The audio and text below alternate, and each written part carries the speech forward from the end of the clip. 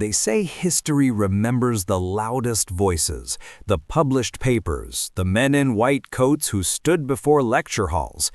But history forgot about Sarah Mitchell. It forgot about the nurse whose hands were always clean, whose observations were dismissed as superstition, whose discovery was stolen and repackaged as genius. In 1847, in a small hospital ward in Boston, she solved a mystery that was killing thousands. She fought against a system that refused to listen. And when the truth finally emerged, it came with a cost no one expected. This is the story of how one woman changed medicine forever, and why you've never heard her name. Quick pause. Before we continue, tell us, where in the world are you watching from?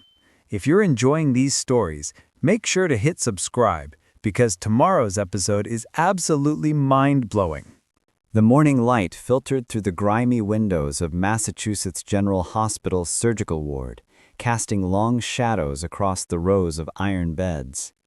Sarah Mitchell moved between them with practiced efficiency, her footsteps barely audible on the worn wooden floors. 28 patients filled the ward that November morning in 1847.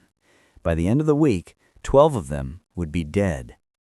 Sarah had been a nurse for 6 years, long enough to recognize the rhythm of death in a hospital. The pattern was always the same. A patient would arrive for surgery, something routine, a broken bone dissect, a tumor to remove, an abscess to drain. The operation would go perfectly. The surgeon would congratulate himself on his skill. And then, within 2 or 3 days, the fever would begin. It started with chills and restlessness. The patient's skin would grow hot to the touch.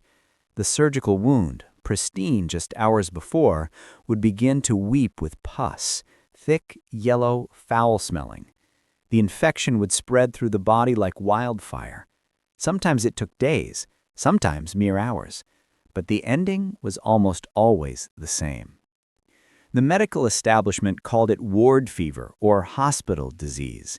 They theorized it was caused by miasmas, bad air that somehow arose from the rotting organic matter in the city, seeping into the hospital through windows and doors. Some doctors believed it was an inevitable consequence of surgery, a price that had to be paid for the advancement of medical science. The mortality rate for surgical patients hovered around 40%. Everyone accepted it as normal, except Sarah. She stood now at the bedside of Emma Whitmore, an 8-year-old girl who had been admitted 3 days ago. Emma had fallen from a tree and broken her arm badly, a compound fracture, with the bone protruding through the skin. Dr. William Hartford, the hospital's chief surgeon, had performed the operation with his usual confidence. He had set the bone, sutured the wound, and declared the surgery a complete success. 24 hours later, Emma had developed a fever. Sarah placed a cool cloth on the child's burning forehead. Emma's mother had gone home briefly to care for her other children, promising to return by evening. The girl stirred, her eyes fluttering open. "It hurts," Emma whispered. Sarah gently examined the surgical site. The bandage was soaked through with discharge. Beneath it, the wound had turned an angry red, with streaks of inflammation radiating up the arm. Sarah had seen this too many times. She knew it came next. "I know, sweetheart," Sarah said softly, replacing the bandage with a clean one. "I'm going to take care of you." As she worked, Sarah's mind churned with questions that had been building for months. Why did some patients develop fever while others didn't? Was it truly random, as the doctors insisted, or was there a pattern she was missing? She finished with Emma and moved to the next bed, where James Sullivan, a dock worker who had undergone an emergency appendectomy 2 days prior, was showing similar signs. His wound was infected, his fever climbing. In the bed beyond him, an elderly woman who had survived gallstone surgery was also deteriorating. 3 patients, 3 surgeons, 3 separate operations, all developing the same deadly fever. Sarah's eyes drifted across the ward. Not all the patients were surgical cases. Some had been admitted with pneumonia, others with tuberculosis or typhoid fever brought in from the city. But those patients, interestingly, didn't develop the same kind of rapid, aggressive infection that plagued the surgical patients. The surgical patients. Sarah paused in her rounds, a thought forming. What if it wasn't the ward air that caused the fever? What if it wasn't miasmas seeping through the windows? What if it was something about the surgery itself? Or rather, what happened during and after surgery? She thought back to that morning, watching Dr. Hartford operate on Emma. He had come directly from the autopsy room, where he had been examining a body, a young man who had died from a gangrenous wound. Sarah remembered him entering the surgical theater, his hands still dirty from the dissection, wiping them briefly on his coat before picking up his scalpel. That image crystallized in her mind. Dr. Hartford's hands. The same hands that had just been inside a corpse, probing infected, putrefying tissue, were now cutting into a living child's arm. Sarah felt her pulse quicken. She moved to the small desk in the corner of the ward where she kept her records.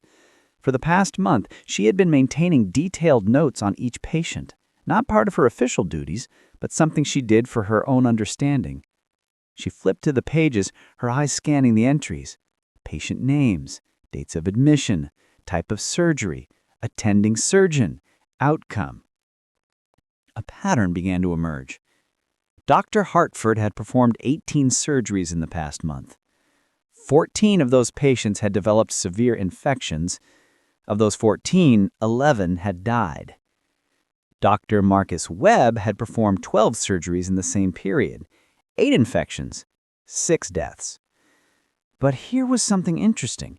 Dr. Webb's surgical schedule was different from Hartford's. Webb operated in the afternoons, and he didn't perform autopsies.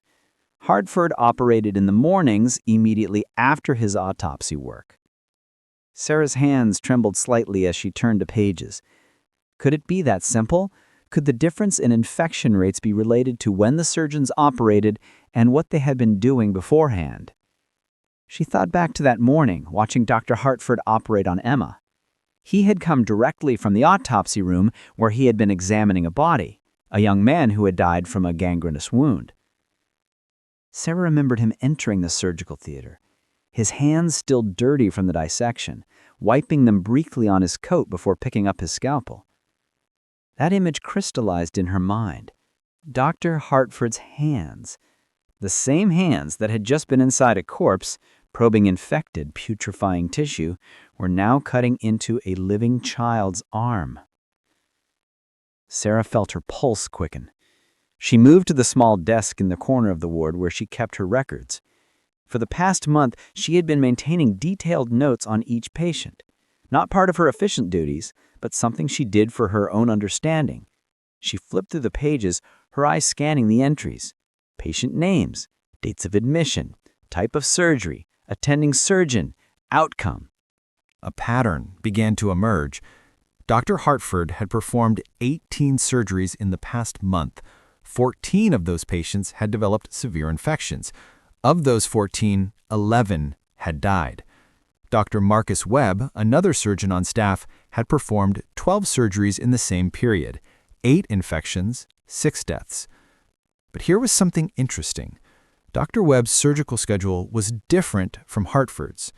Webb operated in the afternoons, and he didn't perform autopsies. Hartford operated in the mornings, immediately after his autopsy work. Sarah's hands trembled slightly as she turned the pages. Could it be that simple? Could the difference in infection rates be related to when the surgeons operated and what they had been doing beforehand? She thought about her own observations. She had noticed a smell, a peculiar sweetish, putrid odor that clung to the surgeons' hands and clothing after they performed autopsies. That same smell would permeate the surgical theater during operations, and later, she would detect it again around the infected wounds. The smell of death. What if death itself was somehow transferable? What if the corruption from a dead body could be carried on a surgeon's hands and introduced into a living patient's body? The idea seemed absurd. Gentlemen physicians were educated men, men of science. The notion that they could be carrying disease seemed almost insulting. But Sarah couldn't shake the correlation she was seeing in her notes. She needed to test her theory, but how? She was just a nurse. She had no authority to change surgical protocols or question the methods of physicians. If she brought this to Dr. Hartford, he would almost certainly dismiss her, a woman without formal medical education, suggesting that his techniques were flawed? Sarah looked back at Emma, whose small face was flushed with fever. The girl was deteriorating rapidly. Without intervention, she would likely be dead within the week. Sarah made a decision.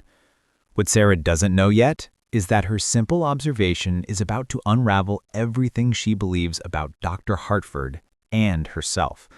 She waited until the evening shift change, when the ward was briefly understaffed and the surgeons had retired to the physician's lounge. Sarah slipped into the hospital storage room and found what she was looking for: a bottle of chlorinated lime solution typically used to deodorize the hospital's privies and waste areas. Chlorine had a powerful effect on organic matter. It broke down putrefaction, eliminated odors, destroyed whatever corruption caused flesh to rot. If her theory was correct, if something from dead tissue was being transferred to living patients, then perhaps chlorine could neutralize it. She prepared a dilute solution in a basin, weak enough not to burn the skin, but strong enough to have some effect. Then, when the ward was quiet, she returned to Emma's bedside. Carefully, she unwrapped the infected wound. The smell hit her immediately, that same sickly sweet odor she associated with death. She washed her own hands thoroughly in the chlorine solution, then gently cleaned the wound with it. Emma whimpered but didn't cry out.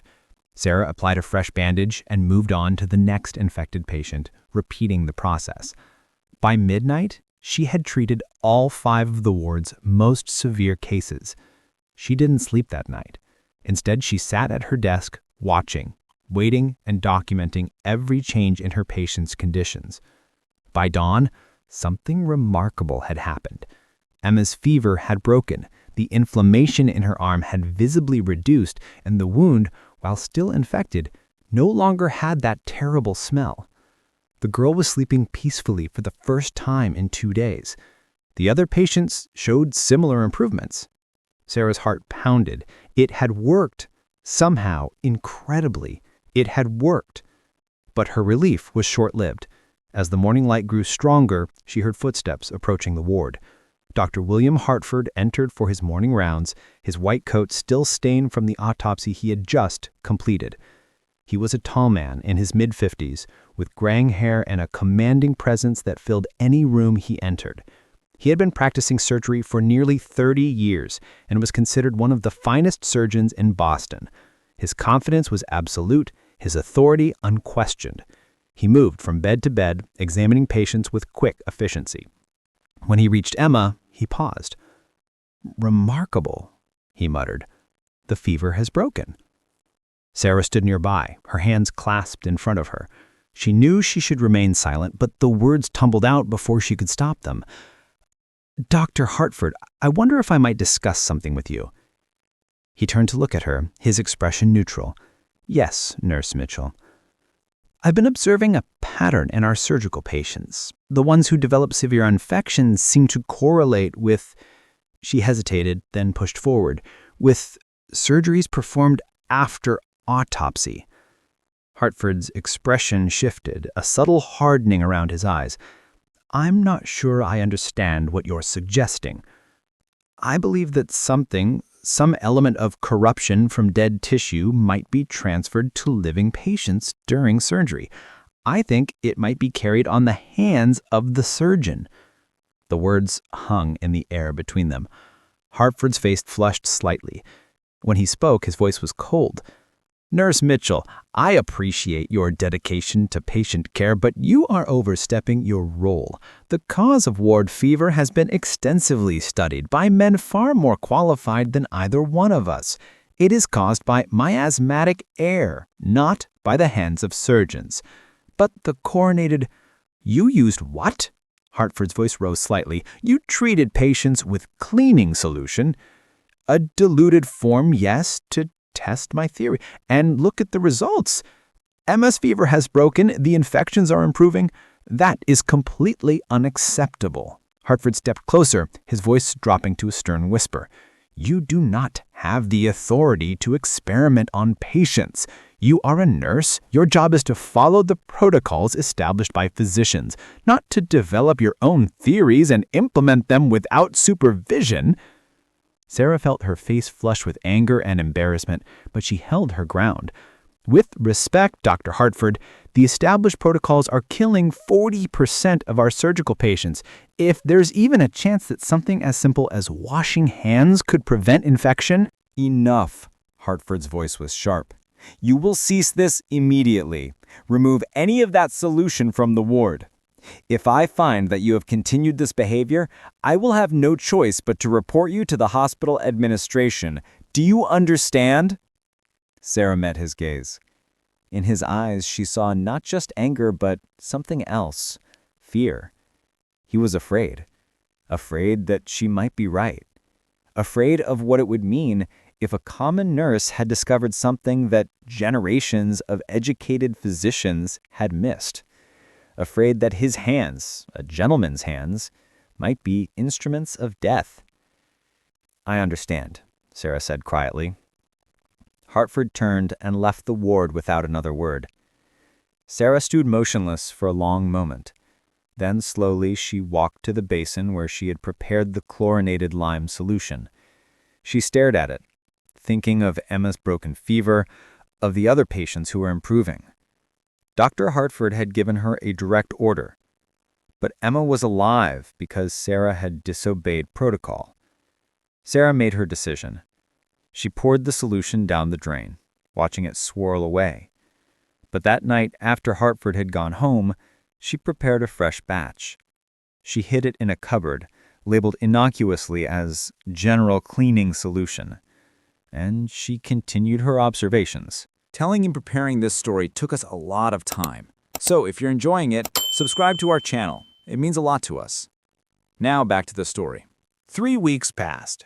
Sarah worked in careful secrecy, treating infected wounds when she could, documenting her results in a private journal she kept hidden in her room at the boarding house.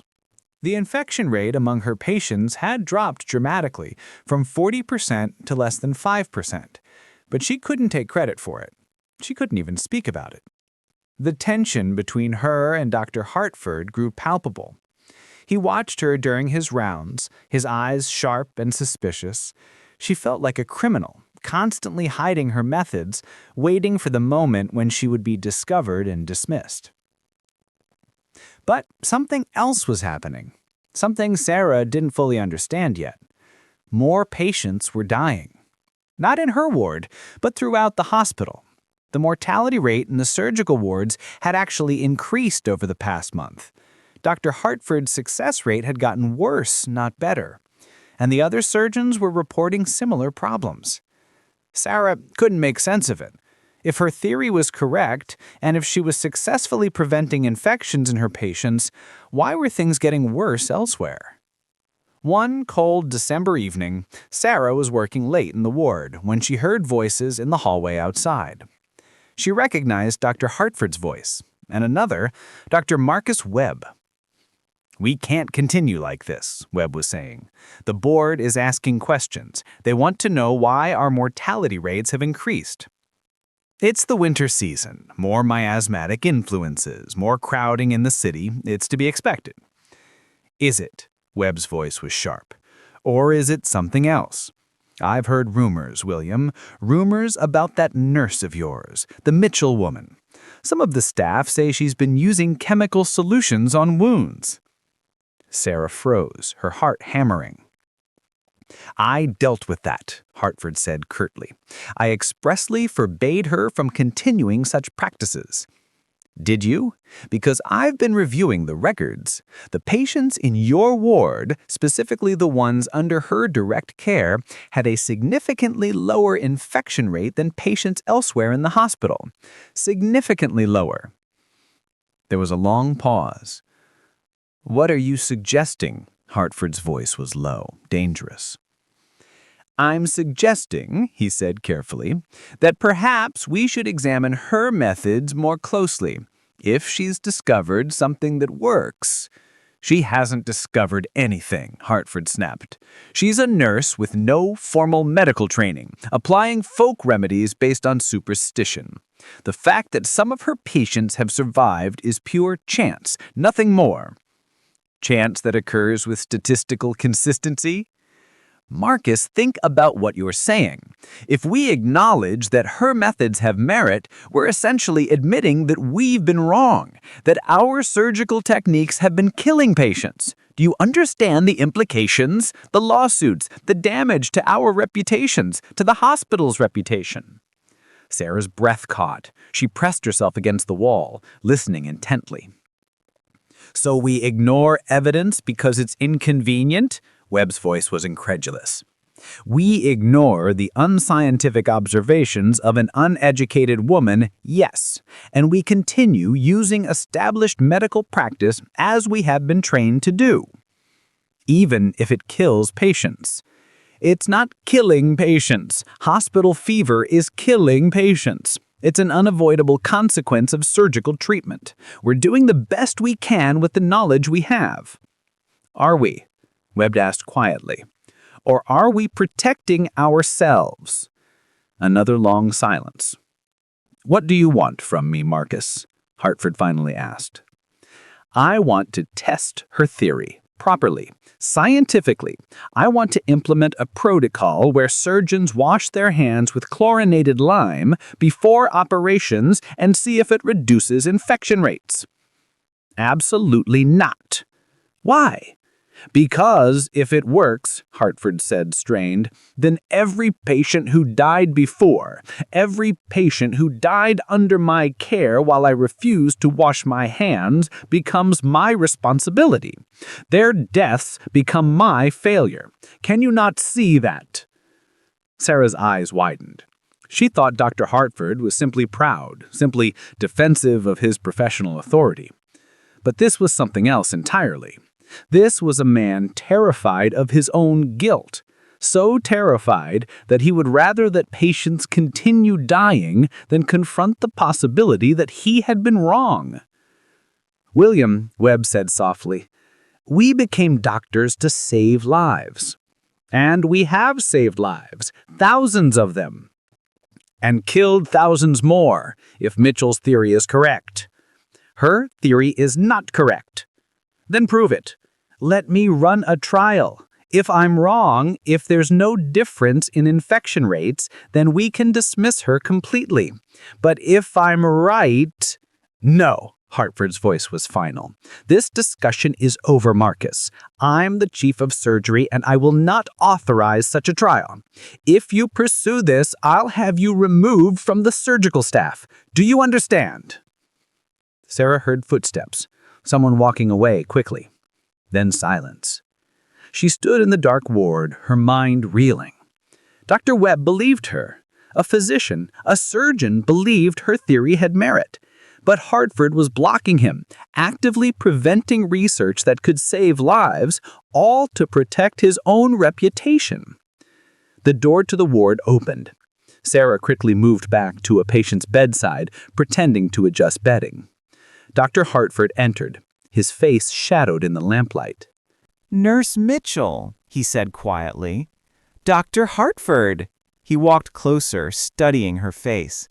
How long have you been here? Just finishing the evening rounds, sir. Did you hear any conversation in the hallway just now? Sarah's heart pounded, but she kept her expression neutral. No, sir. I've been with the patients. Hartford watched her for a long moment, clearly not believing her. I want to be very clear with you, Miss Mitchell. Your position here is tenuous. You have no medical degree, no formal training. You exist in this hospital at the sufferance of the physicians who supervise you. If you continue to overstep your role, if you continue to spread your theories among staff or patients, I will have you dismissed. Not just from this hospital, but I will ensure you never work as a nurse anywhere in Boston. Do you understand? Sarah met his gaze steadily. "I understand perfectly, Dr. Hartford." "Good." He turned to leave, then paused. "For what it's worth, Miss Mitchell, I don't doubt your dedication to your patients, but dedication without knowledge is dangerous. You're playing with forces you don't understand." After he left, Sarah stood in the empty ward, her fists clenched. Forces she didn't understand. She understood perfectly. She understood that pride and fear were more powerful than evidence. She understood that the medical establishment would rather kill patients than admit error. And she understood that if she wanted to change anything, she would have to do it herself. But Sarah is about to discover that the real danger isn't Dr. Hartford's pride. It's what he's been hiding in the autopsy room. 2 days later, Sarah made a decision that would change everything. She would document her methods so thoroughly, so meticulously, that they couldn't be dismissed as folk remedies or superstition. She would create a scientific record that even Dr. Hartford couldn't ignore. But to do that, she needed to understand exactly what was being transferred from corpses to patients. She needed to see what the surgeons were doing in the autopsy room. The autopsy room was in the hospital's basement, a cold, damp space that smelled of preservatives and decay. It was strictly forbidden for nurses to enter. It was the domain of physicians and medical students. But Sarah waited until late evening, when she knew the room would be empty, and slipped down the narrow stairs. She brought a lamp, its light casting eerie shadows on the stone walls. The autopsy room was larger than she had expected, with 3 large tables in the center. On 2 of them lay bodies covered with stained sheets. Sarah approached the nearest table, her stomach churning. She had seen death before, countless times in the wards, but there was something different about this, something more visceral about deliberately examining the dead. She pulled back the sheet. The body was that of a middle-aged man, perhaps 40 years old. His abdomen had been opened in the classic Y incision of an autopsy.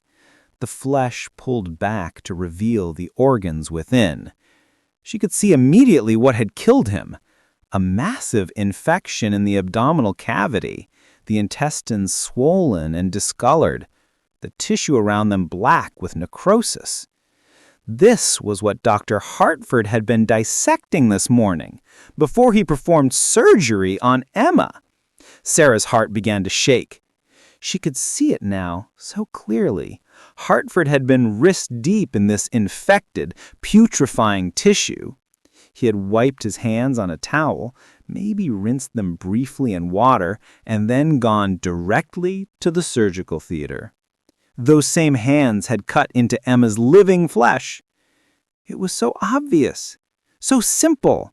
The surgeons were literally transferring death from corpses to patients. Sarah was about to replace the sheet when something caught her eye. On the table next to the body was a logbook, presumably the autopsy records. She picked it up and flipped through the pages. The entries were detailed, clinical descriptions of each autopsy performed: date, patient name, cause of death, findings. Standard medical documentation. But as Sarah read further, she began to notice something strange. Many of the bodies autopsied had died of ward fever, surgical infections. That made sense. Hartford was trying to understand what was killing his patients. But the frequency was alarming. In the past 2 months alone, Hartford had performed autopsies on 43 patients who died from post-surgical infections. 43 patients under his own care. Sarah flipped back further in the log, going back 6 months, a year. The pattern was consistent. Hartford performed far more autopsies than any other surgeon on staff, and most of those autopsies were on his own patients who died from infections. Then Sarah saw an entry that made her blood run cold. 3 months ago, Hartford had autopsied a patient named Thomas Brennan, a 40-year-old man who had come in for a routine hernia repair. The surgery had gone well, but Brennan had developed a severe infection and died within a week. The autopsy notes indicated massive septic infection originating from the surgical site. But there was something else written in the margin, in Hartford's handwriting. Similar presentation to previous cases. Unknown etiology. Consider environmental factors. Unknown etiology. Hartford knew there was a pattern. He had been tracking these deaths, studying them. He knew something was causing these infections. He just didn't know what. Or did he? Sarah turned to the most recent entries. Just yesterday, Hartford had performed an autopsy on a young woman named Catherine Miller, 26 years old, died of infection after a minor surgical procedure to remove a cyst. The autopsy notes were brief, clinical, but at the bottom of the page, Hartford had written something that made her stomach drop. Chloride wash? No. Chloride wash? No. Hartford knew about chlorine solutions. He had considered using them, and he had decided against it. Why? Sarah's mind raced. Could it be that Hartford had independently arrived at the same conclusion she had? That he understood, or at least suspected, that hand washing might prevent infections? But if that were true, why would he refuse to implement it? Why would he block Dr. Webb's proposed trial? Unless... Sarah flipped back through the log again, reading more carefully. The dates of autopsies, the dates of surgeries, the patterns of infection, and slowly, horribly, another possibility emerged. What if Hartford wasn't just negligent? What if he was conducting his own experiment? What if he was deliberately not washing his hands to see what would happen? No, that was insane. No doctor would deliberately infect patients. It went against everything medicine stood for. But the evidence was there in black and white. Hartford knew there was a connection. He had considered chlorine solutions, and he had chosen not to use them, even as his patients continued to die. Sarah heard footsteps on the stairs. She quickly replaced the logbook and pulled the sheet back over the corpse. There was no way out except through the main door, and whoever was coming would see her. She was trapped. The door opened. Dr. Hartford stood in the doorway, his face registering shock, then anger. "What are you doing here?" Sarah's mind raced, searching for an explanation, an excuse. But Hartford's eyes had already moved to the autopsy table, to the logbook lying slightly askew where she had replaced it. "You read my notes," he said quietly.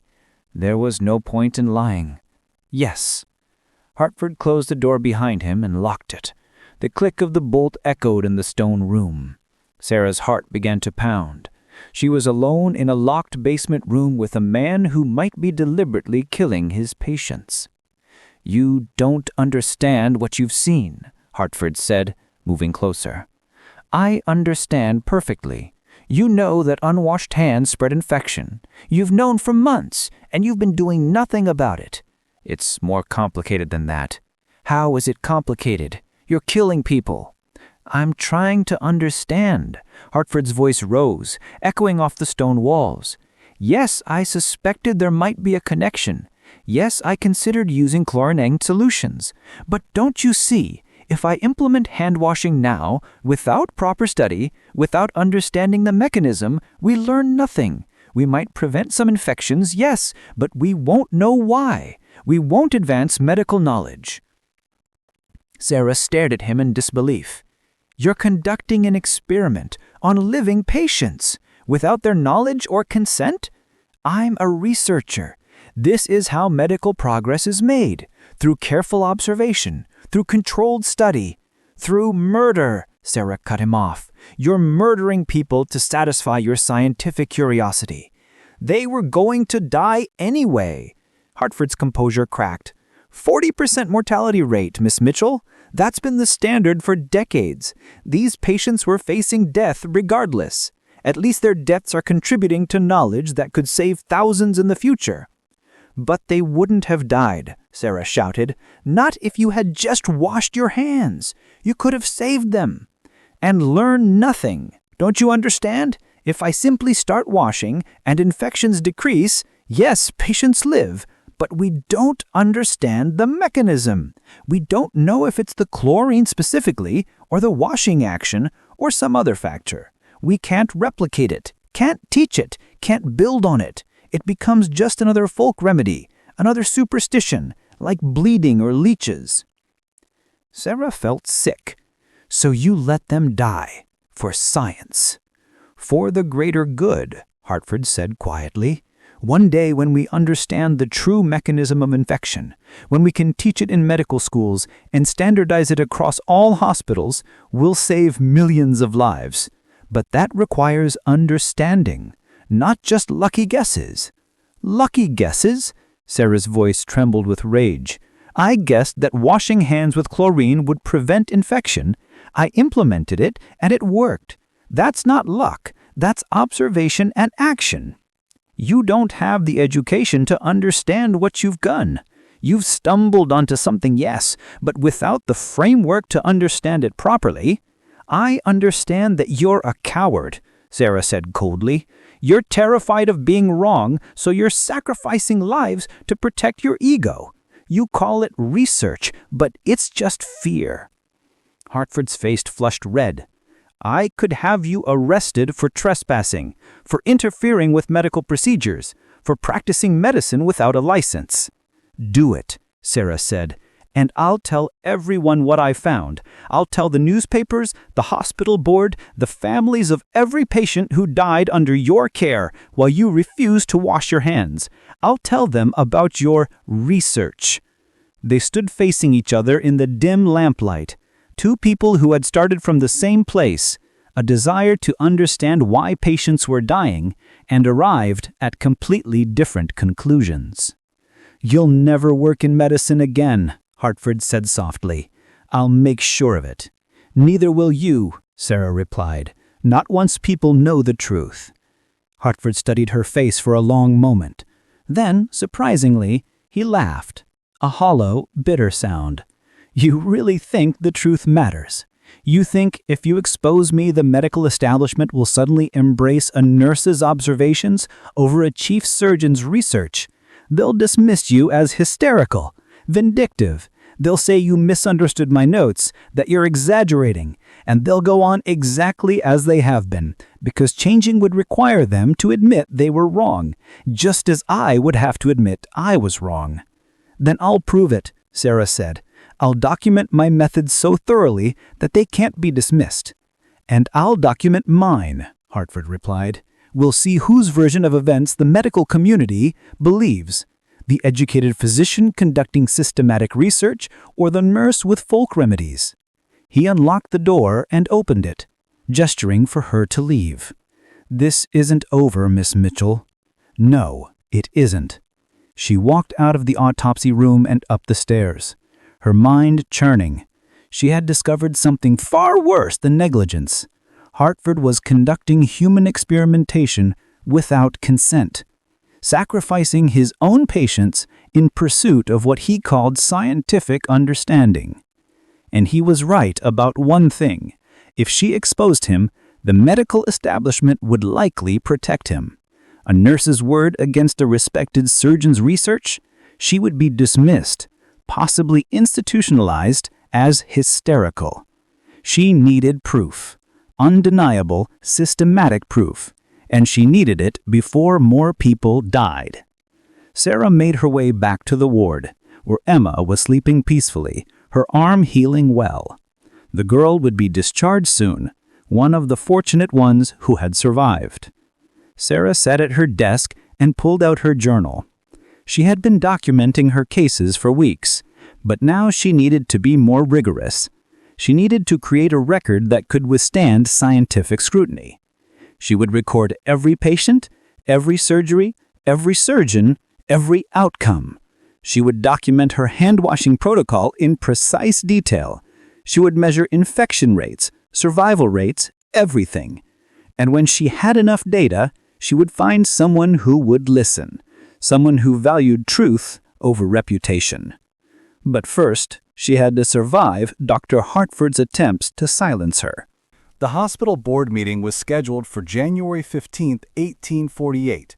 Sarah knew this because Dr. Webb had told her in a hushed conversation in the hallway outside the surgical ward.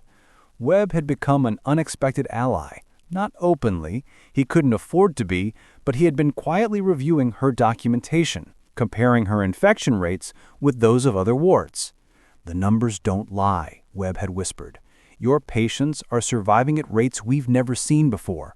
But Hartford is blocking every attempt I make to implement your protocol." "What happens at the board meeting?" Sarah had asked. "Hartford will present the hospital's surgical outcomes for the past year. The board will ask questions about our mortality rates, which have been increasing. It's your chance, Miss Mitchell. If you can present your evidence to the board directly, they won't let a nurse address them. Then give me your documentation. Let me present it." Sarah had hesitated. Trusting Webb felt dangerous. But what choice did she have? Hartford had made it clear he would destroy her career if she continued. Her only hope was to go over his head, to appeal to the board directly through Webb. She had handed over copies of her meticulously kept records, patient names, dates, procedures, outcomes, infection rates. 2 months of data showing that patients under her direct care had a 5% infection rate compared to 40% in other wards. That had been 3 days ago. The board meeting was tomorrow. Tonight, Sarah worked the late shift alone. Most of the surgical patients had been discharged or transferred to recovery wards. Only 5 remained, including a new patient who had arrived that afternoon, a boy named Thomas, 12 years old, who had undergone emergency surgery for a ruptured appendix. The surgery had been performed by Dr. Hartford. Sarah had not been allowed in the operating theater. She had been deliberately assigned to other duties during the procedure. But now, as she examined Thomas, she felt the familiar dread settling over her. The boy was already showing signs of fever. His surgical wound was inflamed, and there was that smell, faint but unmistakable, the sweet, sick odor of infection. Hartford had operated on Thomas immediately after performing an autopsy. Sarah knew this because she had seen him leaving the autopsy room, his coat stained, heading directly to surgery without changing. He had done it deliberately, to prove a point.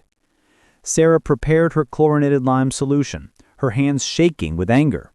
Hartford was using this child as a pawn in their conflict. If Thomas died, Hartford would claim it was inevitable, that even Sarah's methods couldn't save him. If Thomas lived, well, Hartford would find a way to discredit that too. She was cleaning the wound when the door opened. Dr. Hartford entered, followed by 2 men Sarah didn't recognize. They were well-dressed, carrying themselves with the authority of administrators or lawyers. "Nurse Mitchell, these gentlemen are from the hospital board. They have some questions for you." Sarah straightened, her heart pounding. "Of course." The older of the 2 men stepped forward. "I'm Mr. Edmund Ashford, chairman of the board. We've been reviewing some concerning reports about your conduct." "My conduct?" "Yes. It's been brought to our attention that you've been implementing unauthorized medical treatments, specifically the use of chemical solutions on surgical wounds. Is this true?" Sarah glanced at Hartford, who stood with his arms crossed, his expression neutral. "I've been using diluted chlorinated lime to clean wounds, yes, but only after exhausting standard treatments, and the results—" "You admit to practicing medicine without a license," Ashford interrupted. "No, sir. I've been cleaning wounds as part of my nursing duties. Nurses are expected to maintain cleanliness in wound care. Using chemical substances without physician supervision is beyond your authority," the second man said. "We've received complaints that you've been undermining the medical staff, suggesting that their methods are inadequate. Sarah felt her face flush. I've suggested nothing of the sort. I've simply documented outcomes. You've been keeping unauthorized records of patient treatments, records that you then shared with Dr. Webb without permission from the attending physicians. This is a serious breach of hospital protocol. So that was it. Hartford had discovered that she had given her documentation to Webb, and now he was using the board to silence her before she could testify.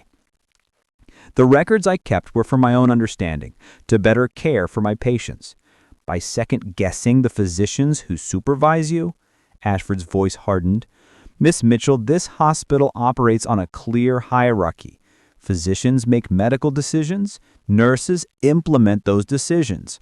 What you've done, keeping secret records, implementing your own treatments, and sharing confidential patient information represents a fundamental undermining of that structure.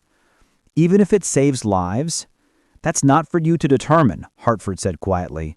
Medical efficacy is determined through proper scientific study, not through unauthorized experimentation by unqualified personnel.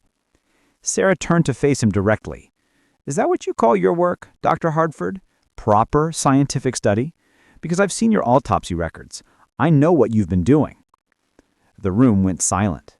Ashford and the other board member exchanged glances. What is she talking about? Ashford asked Hartford. Hartford's expression remained calm, but Sarah saw a flicker of something, worry in his eyes. Miss Mitchell has been making wild accusations. She broke into the autopsy room, read confidential medical records, and has been spreading conspiracy theories about my research. Conspiracy theories? Sarah's voice rose. You've been deliberately not washing your hands after autopsies to study infection rates. You've been using your own patients as test subjects without their knowledge or consent. That's a very serious accusation, Miss Mitchell. It's also completely false, Hartford said smoothly. I've been conducting research into the causes of surgical fever, yes, but I would never deliberately harm a patient. Miss Mitchell has misunderstood my notes, twisted them to support her own theories.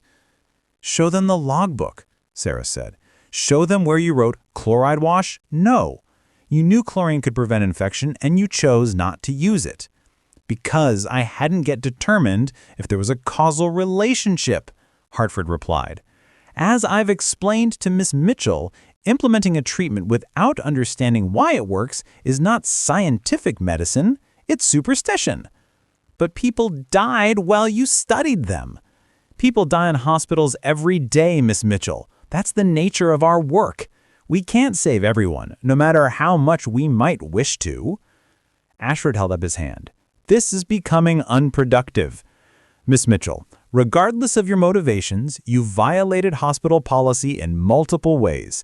Effective immediately, you are suspended from duty pending a full investigation. You can't. We can, and we are. You'll surrender your ward keys and leave the premises. If the investigation determines you've done nothing wrong, you may be reinstated. But for now, you are not to have any contact with patients or staff.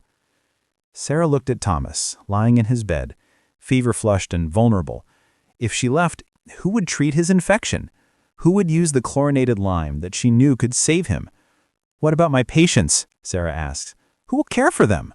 The nursing staff will provide adequate care, Hartford said. You are not indispensable, Miss Mitchell, no matter what you may believe. Sarah felt tears of frustration stinging her eyes, but she refused to let them fall. She removed her ward keys from her pocket and placed them on the desk. This is wrong, she said quietly. You know it's wrong. What's wrong, Ashford said, is a nurse who thinks she knows better than trained physicians. Good evening, Miss Mitchell. Sarah walked out of the ward, past Thomas's bed, past Emma's empty bed where she had first realized the truth. She walked down the hallway, past nurses who averted their eyes, past orderlies who had heard the commotion. She walked out of Massachusetts General Hospital into the cold January night, knowing that she had just lost everything she had worked for. But she still had her journal, she still had her documentation, and she still had the truth. Sarah's about to discover that Dr. Hartford isn't the only one who's been lying, and the real conspiracy goes far beyond one hospital. Sarah spent the next 2 days in her boarding house room reviewing her notes, preparing her case. She had written to the editors of several Boston newspapers requesting meetings to discuss medical malpractice at Massachusetts General. 2 had ignored her. 1 had sent a curt reply suggesting she was an unstable woman making accusations against respected physicians. On the 3rd day, there was a knock at her door. She opened it to find Dr. Marcus Webb standing in the hallway, his face drawn and tired. "May I come in?" he asked. Sarah hesitated and stepped aside. Webb entered and removed his hat, looking uncomfortable in the small, shabby room. "I came to apologize," he said. "I never intended for you to be suspended. I thought if I presented your data to the board, they would see reason." "Hartford got to them first," Sarah said flatly. "Yes. He presented the situation as a rogue nurse conducting dangerous experiments. He made it seem like you were the danger, not the infection rates. The board meeting was yesterday." And Hartford presented his annual report. He acknowledged that mortality rates have increased, but attributed it to a particularly severe winter, increased patient load, more complex cases. The board accepted his explanation. Sarah felt something break inside her chest. "So nothing changes." "I'd tried to present your data, but Ashford shut me down. Said it was irrelevant since you'd been suspended for misconduct. Hartford suggested that your interference with standard protocols might actually be responsible for the increased mortality rates." "That's absurd." "I know, but it's effective. He's reframed the entire situation so that you're the problem, not him." Sarah sank onto her bed, exhausted. "Why are you telling me this?" Webb was quiet for a moment. Then he reached into his coat and pulled out a folder. "Because I've been doing my own research, and I found something you need to see." He opened the folder and spread several documents on Sarah's table. They appeared to be medical records from other hospitals. "After you gave me your data, I became curious. If your observations were correct, there should be similar patterns at other institutions. So I wrote to colleagues at hospitals in New York, Philadelphia, Baltimore. I asked about their surgical mortality rates." Sarah leaned forward, studying the documents. "The pattern is consistent," Webb continued. "Every hospital reports roughly the same 40% post-surgical infection rate. But here's what's interesting. Hospitals that are primarily staffed by midwives and nurses with fewer physicians have significantly lower rates, some as low as 10%. Sarah's breath caught. "Why?" "I think it's because nurses and midwives have always emphasized cleanliness. They wash their hands regularly, they change linens, they maintain hygiene as part of basic care. Physicians, on the other hand, especially surgeons, have traditionally seen themselves as above such menial tasks. Washing is something servants do." "So the medical establishment has been killing patients through sheer arrogance? Not deliberately in most cases, but yes, essentially." Webb pointed to another document. "But here's the truly disturbing part. I found 3 other surgeons who have documented similar suspicions about hand washing. One in Vienna, one in London, one in Edinburgh. All 3 have published papers suggesting that childbed fever and surgical infections might be related to physicians carrying mortal particles from patient to patient. And all 3 were ridiculed by their colleagues. One was dismissed from his position, one was institutionalized, one recanted his theory entirely under pressure." Webb looked at Sarah directly. "The medical community has been confronted with this truth multiple times over the past decade, and each time they have rejected it, because accepting it means accepting responsibility for thousands of deaths." Sarah felt a cold understanding settle over her. This is bigger than just Hartford. Much bigger. This is about the entire structure of medical education and practice. Physicians are trained to see themselves as scientists, as intellectuals who work with theories and principles. The idea that something as simple as washing hands could be the difference between life and death, it's insulting to their sense of sophistication. So they'd rather let patients die than admit they were wrong about something simple? In essence, yes. Webb gathered up the documents. "I'm going to continue researching this. I'm going to publish a paper documenting your methods and outcomes, whether the hospital approves or not. But it's going to take time, and I can't promise it will change anything." What about Thomas? Sarah asked suddenly. "The boy who was admitted 3 days ago. The appendectomy case. Is he—" Webb's expression darkened. "He developed a severe infection. He died yesterday morning." Sarah closed her eyes, feeling the weight of that small life lost. Another victim of Hartford's pride, of the medical establishment's refusal to see what was right in front of them. "I cleaned his wound," Sarah said quietly. "The night before I was suspended. He was improving." "I know. I saw your notes. But after you left, standard care was resumed. No chlorinated lime, no special protocols." Webb put on his hat. "I'm sorry, Miss Mitchell. This is a war you may not win." After he left, Sarah sat in the dim room, thinking about Thomas, about Emma, about all the patients she might have saved if she'd been allowed to continue. Thinking about the conspiracy of silence that protected incompetent physicians at the cost of innocent lives. She looked at her journal, at months of careful documentation. Webb was going to publish a paper, but that could take a year or more. And even then, the medical community might reject it as they had rejected similar findings before. If she wanted to change things, she needed a different approach. She needed to go directly to the people most affected, the patients and their families. Sarah pulled out a sheet of paper and began to write. "To the citizens of Boston, a warning about Massachusetts General Hospital." The broadsheet was published by a small printing press that operated out of a shop near the docks. It cost Sarah nearly all her savings, but within 2 years, 500 copies of a nurse's testimony were being distributed throughout Boston. The document was carefully written to avoid direct libel. Sarah didn't name Dr. Hartford specifically, but she detailed the pattern she had observed. Surgeons performing autopsies without washing, then operating on living patients, the correlation between these practices and infection rates, her own methods and their dramatically improved outcomes. Most damningly, she included statistics: 40% mortality rate under standard care, 5% under her chlorinated lime protocol, numbers that couldn't be easily dismissed. The response was immediate and fierce. Within a week, the Boston Medical Society had issued a statement condemning Sarah's hysterical and unfounded accusations against the medical profession. They called her methods unscientific folk remedies and suggested she was mentally unstable, a woman whose natural feminine emotions had overcome her reason. The newspapers picked up the story and it became a sensation. Families of patients who had died at Massachusetts General began asking questions. Had their loved ones died because doctors hadn't washed their hands? Could those deaths have been prevented? Sarah received dozens of letters, some supportive, mostly from working-class families who had lost relatives to hospital fever. But others were vicious, calling her a fraud, a attention seeker, a hysterical woman who should be locked away.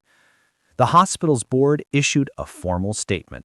Sarah Mitchell had been dismissed for misconduct, and her claims were entirely without merit. They stood behind their medical staff completely. And then, 2 weeks after the broadsheet was published, Sarah received a visitor she hadn't expected. Dr. William Hartford stood at her boarding house door, holding a newspaper. His face was haggard, and he looked like he hadn't slept in days. "May I come in?" he asked quietly. Every instinct told Sarah to slam the door in his face, but something in his expression, a brokenness she hadn't seen before, made her hesitate. "Why should I let you in?" "Because I need to tell you the truth, the whole truth." Sarah stepped aside. Hartford entered and sat heavily in the room's single chair. He placed the newspaper on the table. It was folded to an article about Sarah's accusations. "You've won," he said simply. "I've won nothing. You destroyed my career. You had me dismissed. You've convinced everyone I'm insane." "Read the article." Sarah picked up the newspaper. The headline read, "3 more children dead at Massachusetts General." She read quickly. 3 children, all surgical patients, all developing rapid infections after routine procedures, all dead within days of their operations.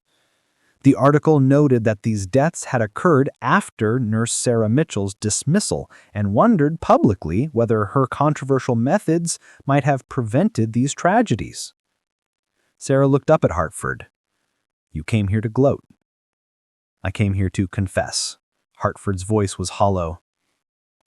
"One of those 3 children was my niece, Catherine, 8 years old. She fell and broke her wrist. Simple fracture. I operated on her myself. I came directly from an autopsy. I didn't wash my hands because I still, even after everything, I still believed it couldn't be that simple. I still thought there must be some other factor, some scientific explanation I hadn't discovered yet." He looked at Sarah with red-rimmed eyes. "She died yesterday, in agony, with infection spreading through her entire body. And as I watched her die, all I could think was, if I had just washed my hands, if I had just listened to a nurse who saw the truth that I was too proud to see." Sarah felt a complex mixture of emotions: vindication, anger, and surprisingly, pity. "Your own niece," she said quietly. "I killed her, as surely as if I had poisoned her. And Thomas, and dozens, hundreds of others." Hartford's hands were shaking. "I told myself I was being scientific, that I was conducting important research, but you were right.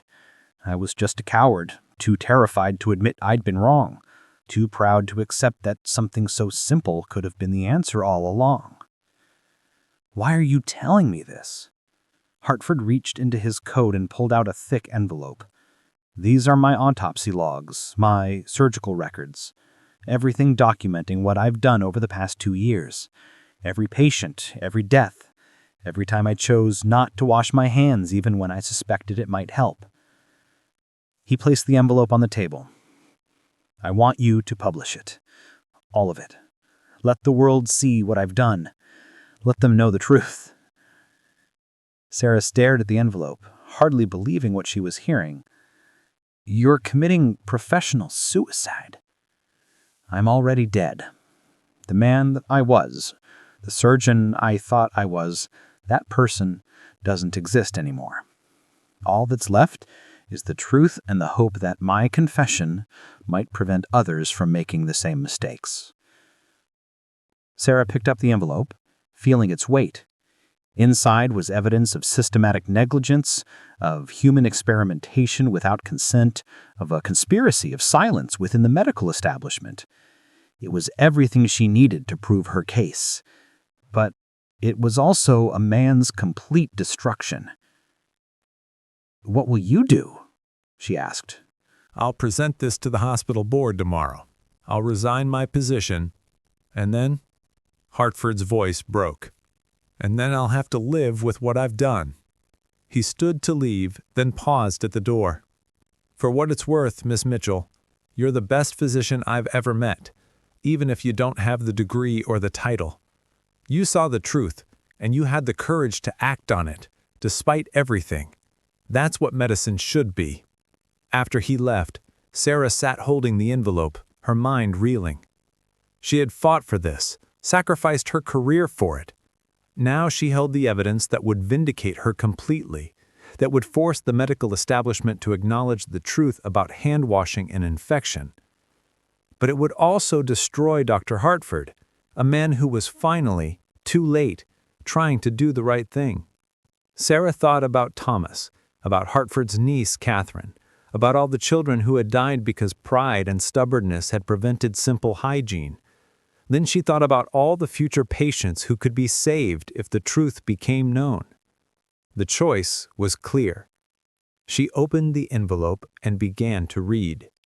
But the documents reveal something that will force Sarah to make an impossible choice between exposing the truth and protecting someone she never expected to defend. Sarah spent the entire night reading through Hartford's documents. They were meticulous, detailed, horrifying. Page after page of patient names, surgical procedures, autopsy findings, and outcomes. A catalog of death documented with clinical precision. But as she read deeper, she began to notice something strange. The documents didn't just show Hartford's negligence, they showed something else, something more complex. Hartford had been trying to develop a theory, not just observing that infections occurred, but trying to understand why. He had been testing different variables: time between autopsy and surgery, type of tissue handled, duration of contact, whether other surgeons showed similar patterns. It was research. Horrifying, unethical research, but research nonetheless. And then Sarah found something that made her stop completely. Tucked in the middle of the stack was a letter, dated 6 months ago, addressed to Dr. Hartford from the hospital's board chairman, Edmund Ashford. She read it twice, unable to believe what she was seeing. The letter acknowledged Hartford's research into surgical infections. It praised his scientific rigor, and then it explicitly authorized him to continue his observational study, noting that the advancement of medical knowledge sometimes requires difficult choices, and the board trusts your judgment in balancing research imperatives against patient welfare. The board knew. They knew what Hartford was doing, and they authorized it. Sarah felt sick. This wasn't just one arrogant surgeon making fatal mistakes. This was institutional approval of human experimentation. The entire leadership of Massachusetts General Hospital was complicit. There were more letters, one from the hospital's legal counsel discussing how to frame Hartford's research if questions arose, one from Ashford discussing managing public perception around mortality rates, one from the board's treasurer noting that Hartford's research had attracted a significant donation from a wealthy patron interested in advancing surgical science. The hospital had a financial incentive to let Hartford continue his deadly experiments. Sarah sat back, her mind racing. If she published these documents, she wouldn't just destroy Hartford. She would expose the hospital's entire leadership. The institution itself might not survive the scandal. And then what would happen? Massachusetts General was the primary hospital serving Boston's working class. If it closed or lost funding, where would those patients go? How many people would die because they had no access to medical care at all? But how could she stay silent? How could she let this corruption continue? There was a knock at her door. Sarah jumped, hastily gathering the documents. She opened the door to find Dr. Webb standing there, his expression urgent. "Have you seen the morning papers?" "I've been—" Webb pushed past her and spread a newspaper on her table. The headline read, "Hospital Board Chairman Resigns Amid Scandal." Sarah read quickly. Edmund Ashford had resigned suddenly, citing health concerns. But the article hinted at other issues: whispers of financial impropriety, questions about patient care standards, pressure from families demanding investigations into loved ones' deaths. "It's falling apart," Webb said. "Your broadsheet started something, and now the entire hospital administration is scrambling. 3 board members have resigned in the past week. The Massachusetts Medical Society is launching an inquiry." "Good," Sarah said, but her voice lacked conviction. Webb looked at her closely. "What's wrong? This is what you wanted: accountability, change." Sarah gestured to the documents spread across her table. "Hartford came to see me last night. He gave me these, his complete records of the past 2 years, evidence of everything he did." Webb picked up one of the letters, read it, and his face went pale. "The board authorized this?" "Not just authorized, encouraged, funded." Sarah sat down heavily. "If I publish this, I destroy the hospital. And then what happens to the patients who need it?" Webb was quiet for a long time, reading through the documents. Finally, he looked up. "There's another option," he said carefully. "What?" "We don't publish everything.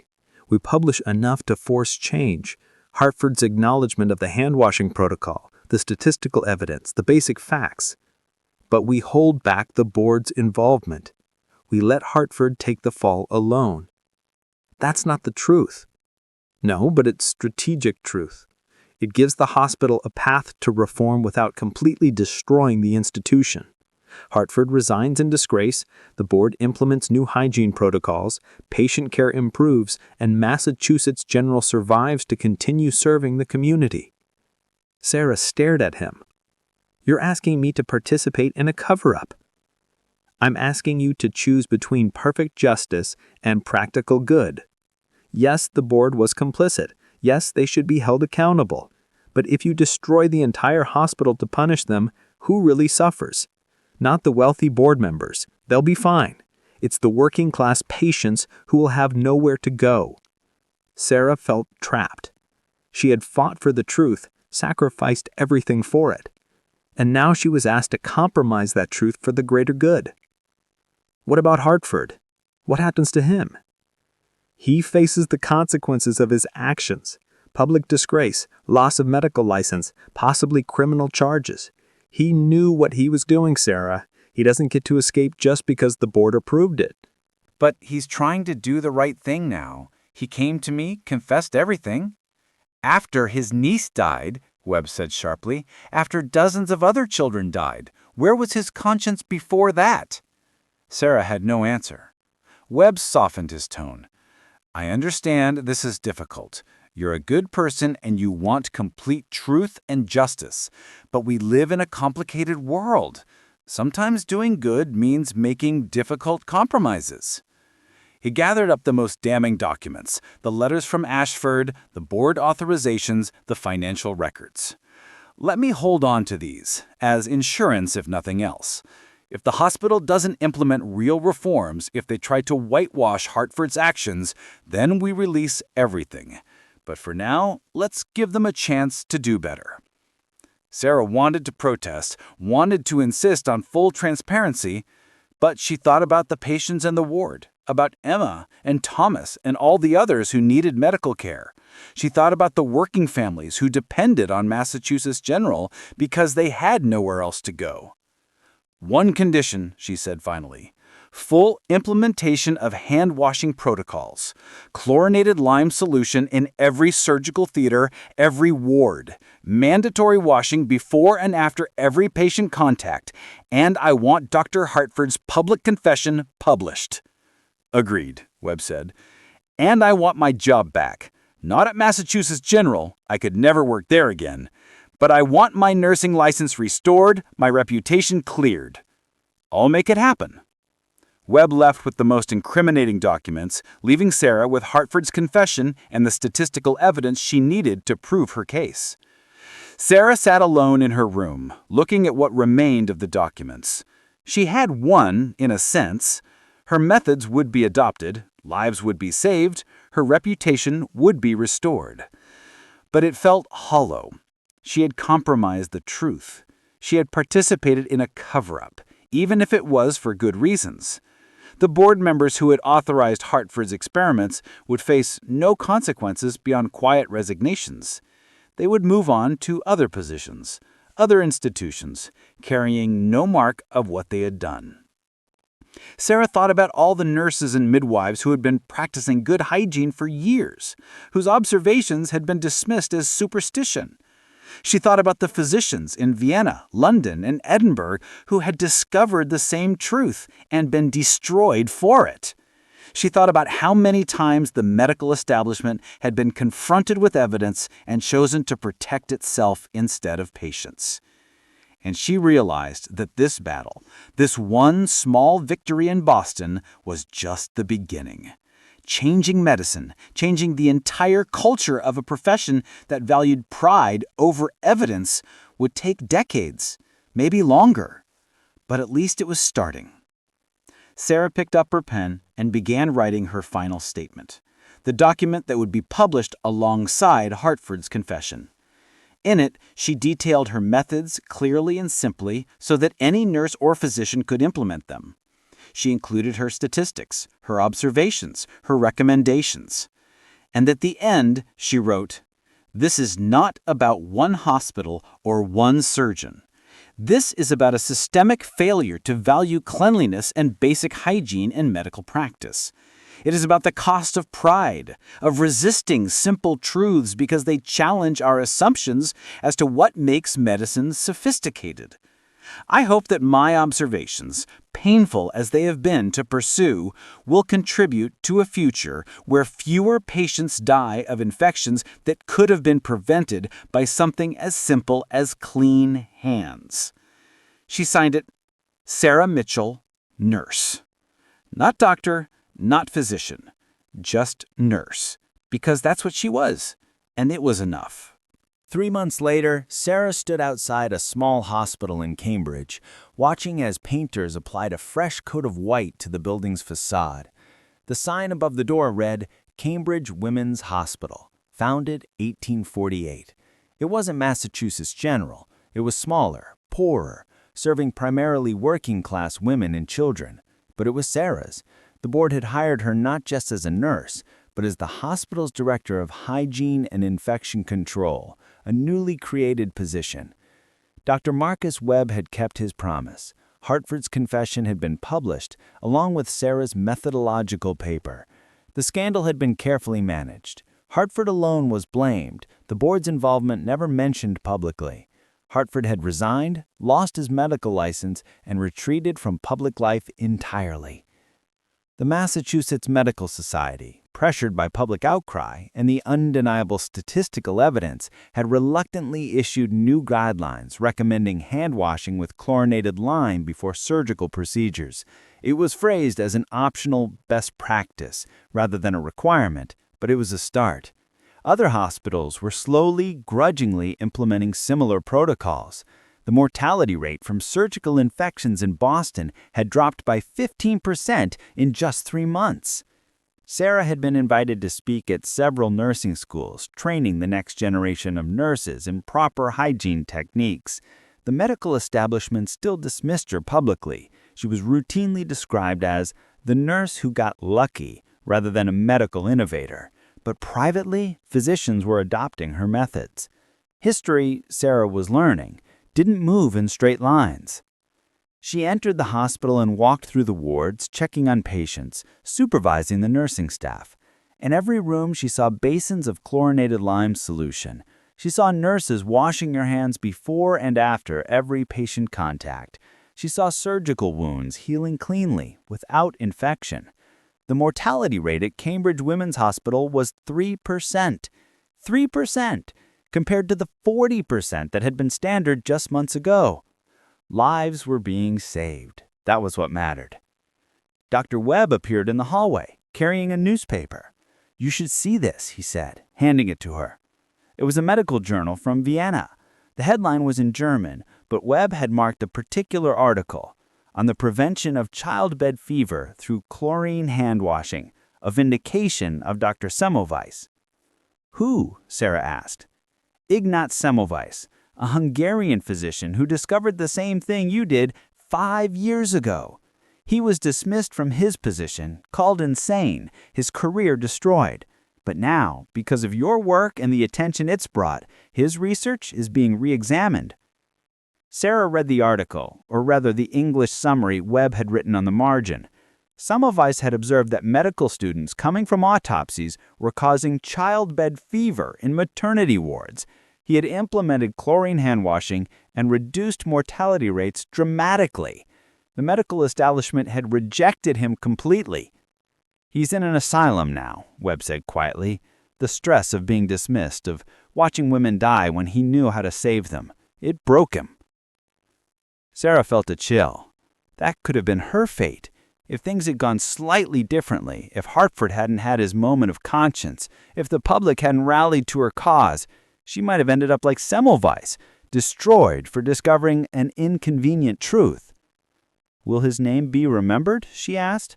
"Perhaps, now that others have confirmed his findings, maybe history will give him credit. Your name, too. You might actually be remembered for this." Sarah thought about that. It wasn't why she had done it. She had just wanted to save her patients, to stop watching children die from preventable infections. But maybe being remembered mattered too. Maybe it was important that future generations knew that change was possible, that one person standing up for truth could make a difference, even if that change came slowly, painfully, and at a great cost. "I received a letter yesterday from Emma Whitmore's mother. The little girl with the broken arm. How is she? Fully recovered. Her arm healed perfectly. She's back in school, Sarah smiled. Mrs. Whitmore wanted me to know that Emma wants to be a nurse when she grows up, because of me. Webb smiled. The next generation. The next generation, Sarah agreed. They stood together in a hospital hallway, watching nurses move efficiently through their duties, washing their hands, caring for patients with the simple practices that were saving lives every day. Do you ever regret it? Webb asked. Everything you sacrificed? Your position at Massachusetts General? Your reputation for so long? If things had gone differently, you might have had nothing. Sarah thought about that question. She thought about the nights of uncertainty, the public humiliation, the fear of being dismissed as insane. She thought about the burden of knowing truth that others refused to see. But she also thought about Emma, alive and healthy, about the dozens of patients at Cambridge Women's Hospital who would have died under the old protocols, about the future nurses who would learn these methods as standard practice, who would never know a time when 40% of surgical patients died from preventable infections. No, she said finally, I don't regret it. Later that evening, Sarah returned to her small apartment, better than the boarding house, but still modest. She pulled out her journal, the one she had kept throughout the entire ordeal, and made a final entry. April 15th, 1848. 3 months since the publication of Dr. Hartford's confession and my methodological paper. The medical establishment continues to resist full acceptance of hand-washing protocols, but change is coming, slowly but inevitably. I've learned that truth alone is not enough. Truth must be documented, publicized, fought for. It must be defended against the pride and fear of those who benefit from the status quo. I've also learned that change is rarely pure. It comes with compromises, with difficult choices about what to reveal and what to conceal. I made choices I'm not entirely proud of, protecting some who deserved punishment to preserve an institution that serves the vulnerable. I don't know if those were the right choices. I only know they were the ones I could live with. What I do know is this: medicine will be better because of what happened. Fewer patients will die from infections. More nurses will be empowered to speak up when they observe problems. The culture of unquestioned physician authority will begin to erode. These changes won't happen quickly. It may take decades, even centuries, before hand-washing is universally accepted, before the contributions of nurses like me are properly recognized, before the medical establishment values evidence over pride. But it will happen, because truth, once discovered, cannot be completely suppressed forever. It finds a way. And perhaps, someday, when future generations learn about the history of infection control, they will ask, how could they not have known something so simple? They will be baffled that trained physicians operated with unwashed hands fresh from autopsies. They will wonder how anyone could have resisted such obvious evidence. And maybe in some textbook or historical account, there will be a footnote mentioning the nurses and midwives who knew all along, who tried to tell them, who were dismissed and ignored until the cost became too great to bear. Maybe one of those footnotes will mention my name. Or maybe not. It doesn't matter. What matters is that when Emma Whitmore grows up to be a nurse, she will work in a world where hand-washing is standard practice, where the hygiene protocols I fought for are so normalized that no one remembers a time when they didn't exist. That's legacy enough for me. Sarah closed the journal and placed it in her desk drawer, next to the letters from grateful families, the newspaper clippings documenting the scandal, the copy of Hartford's confession that had changed everything. She thought about Dr. Hartford, somewhere in Boston, living with his guilt. She thought about Dr. Semmelweis in Vienna, broken by a medical establishment that refused to listen.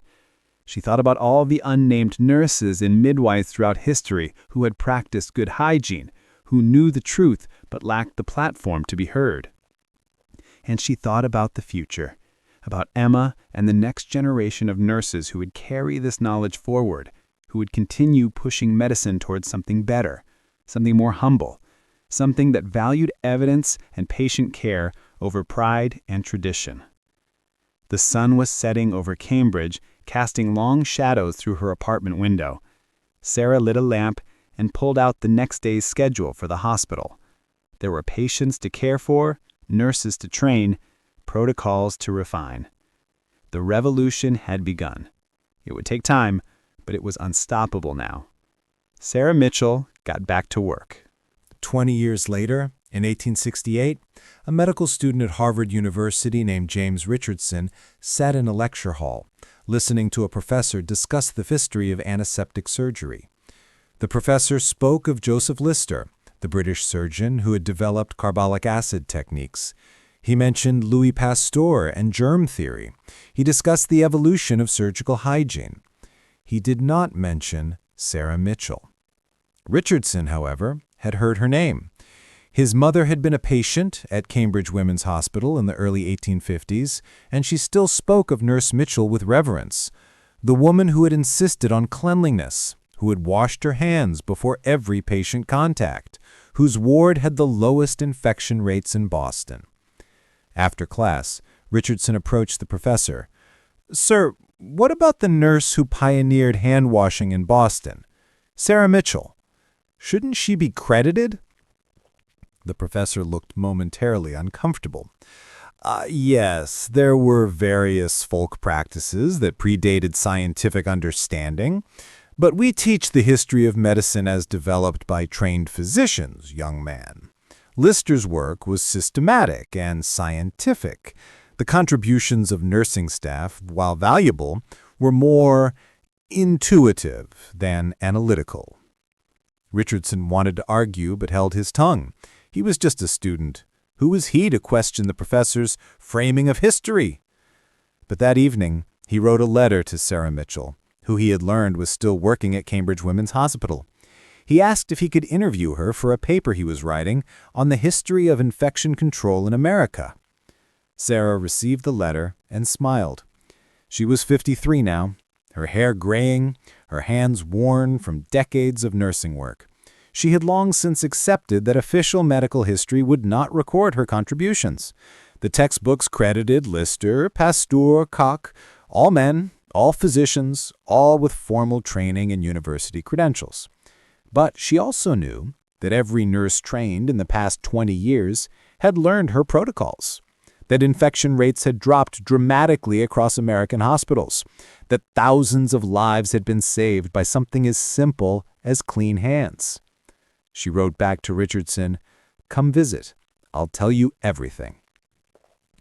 When Richardson arrived at Cambridge Women's Hospital, he found a bustling institution that was nothing like the grim surgical wards he had seen at Massachusetts General. The floors were scrubbed clean. The air smelled of soap and chlorine, not death. Nurses moved with confidence and authority, implementing hygiene protocols that were now considered standard practice. Sarah met him in her office, a small room overlooking the maternity ward. On her walls were framed letters from grateful patients, newspaper clippings from the scandal of 1848, and a single faded photograph of Dr. Marcus Webb, who had passed away 5 years prior.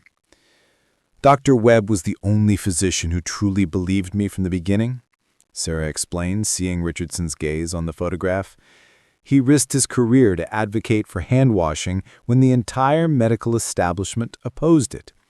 He never got the credit he deserved either." Richardson pulled out his notebook. "Tell me what happened. The real story, not the sanitized version in the textbooks." Sarah told him everything. The pattern she had observed, Dr. Hartford's resistance and his secret experiments, the board's complicity, the compromises she had made to protect the hospital while exposing the truth, the cost of speaking up, her suspension, her damaged reputation, the years of being dismissed as a hysterical woman. And she told him about the victories, the lives saved, the protocols adopted, the slow, grudging acceptance by the medical community that perhaps a nurse had been right all along. "Why do you think they won't credit you?" Richardson asked. "The evidence is clear. You documented everything."